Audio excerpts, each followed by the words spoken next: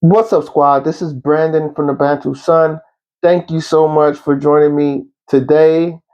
There's a lot going on, so let's get into it. One of the interesting stories out right now is the strategic shift of the Solomon Islands. Basically, not so much relying on China anymore and shifting back to older days where they're a little bit more closer to the West, or what some would could be considered the older days where they were neglected to the West.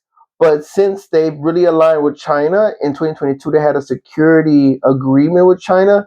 But since the election of the new prime minister, Matthew Wale, there has been a balance and Solomon Islands have been inching towards closer to the West. This is really interesting.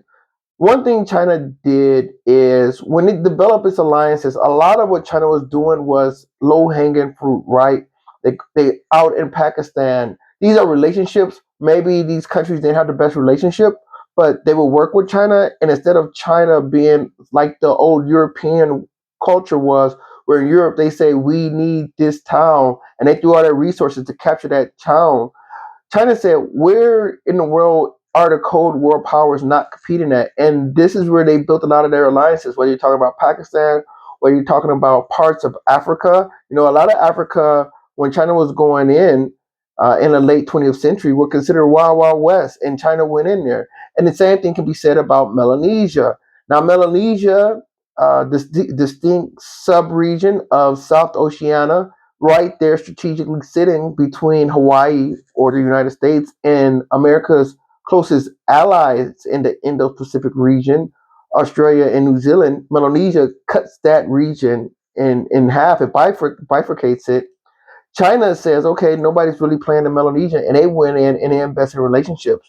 So what this does is it shows that after all this time and despite its great successes, I can't think of an enduring relationship of China from a security and economic standpoint outside of Pakistan that they've been able to basically endure those partners being enticed by the West. And this further jeopardizes a very vulnerable China. I think they're vulnerable because of their resource importation, especially Middle East fuel. So China, I think one of their biggest challenges is how do they build enduring friendships and alliances.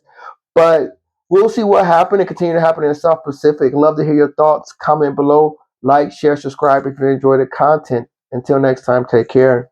Bantu up.